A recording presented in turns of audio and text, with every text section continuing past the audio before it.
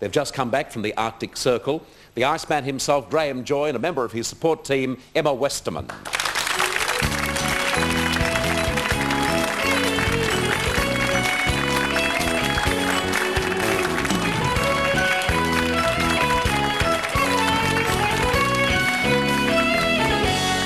Welcome to the show, and Graeme, you're assured of at least one staunch supporter there in the audience, because your mum's in the audience today, isn't she? Is she? That's very good. That was the loud clapping that we could hear there. Graeme, welcome back. And Thank you, Emma, Bert. nice to have you on the show too. Graeme, you might like to incidentally, you didn't actually make it to the Arctic Circle itself, did you? Yeah, we were 80 degrees north, so we were way in the Arctic Circle, yeah. Right, okay. Well, did you actually get to the pole itself? No, though? we didn't walk to the pole. That's Graeme. That was Graeme's job. What was it like, Graeme? It was very long, Bert. It was very difficult at times and very cold. Minus 50 degrees is really no joke. It's very unpleasant. What about the pollution there, which absolutely amazes me to read of the pollution in that area of the world? So that was the real essence of us going, was to highlight the pollution problems to the world, and also for young people like Emma, and run an international student expedition so that they could see what was going on and have a real part in doing something about it. We could see Arctic haze, which is, I guess it's the classic sort of pollution where you see Melbourne's city smog in the morning. That was there from about 1 kilometre above the Arctic Ocean to about 3.5 kilometres in a brown smoke. How does it happen? It's airborne pollution from Northern Europe and Northern America, and it just floats over the Arctic Circle with the weather patterns in the spring. Well, what you've seen there is living proof that what we've perhaps listened to in the past but never have really heard, we've got to start hearing it, haven't we? Because this Earth of ours is in strife.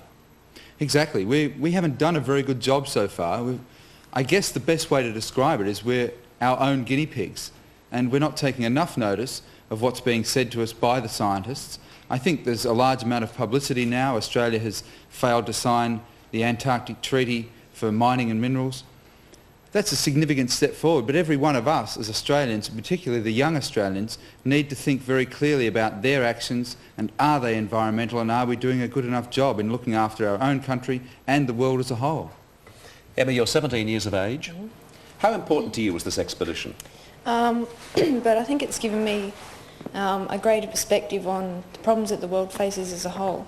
And as a youth, I think it was important to include a student expedition, because I think there's a gap between adults and young people, and we're here to try and fill that gap, and to use my experience to tell people what is actually going on with our Earth and what they can do to help.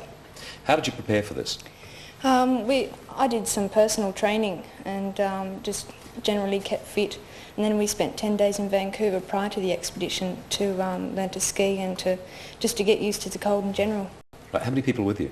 On the training expedition it was just the other Australian student, Danny McAvoy, and myself, and the New Zealand student and our student escort. But there were 21 others involved from all around the world, from 15 countries around the world, who were actually in the student expedition. Any dramas, anything to worry you? I think the cold is the main problem, and when it's always there, you must be prepared for it, always. Was everybody able to cope with that? Yes, they were. From places, me, for example, from Australia, I had a bit of trouble adjusting, but it didn't take very long. You surprise yourself how quickly you can adapt, and you become very used to sort of climate in the Arctic. Graeme, apart from the the obvious thing of weather, what does it get to? 50 degrees below, or? There are a variety of things, Bert. I mean, 50 degrees below is a situation where, as you breathe in through your nose, the hairs in your nostrils freeze, and likewise so does the edge of your nostrils. So you need to breathe in through your mouth, that unless you tuck your tongue down behind your teeth, the end of it gets so cold you think it's going to crack.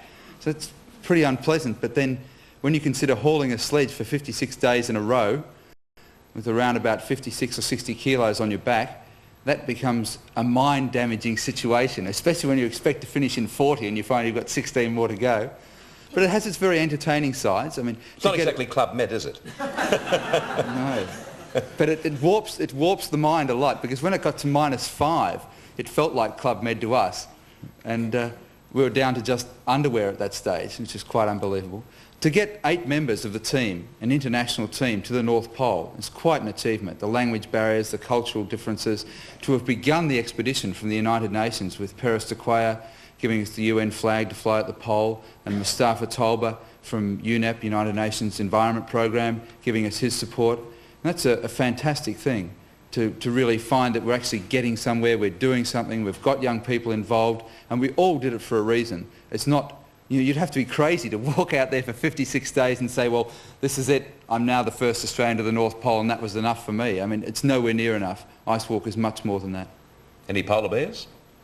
Lots of tracks, and amazingly enough, the tracks of Arctic fox, 30 miles from the North Pole. Now that little guy's 400 miles from the nearest land on moving sea ice, and here are his tracks. What would he live on? They follow the polar bears, and they live on what the leftovers of what the polar bears have killed, the seals. I see, yeah, right. So it's seals, polar bears, and then the Arctic fox. Arctic fox. What sort of? I know you've given us a graphic detail already of the sort of land that you found there, and the conditions, and the sadness, of course, that pollution has reached there.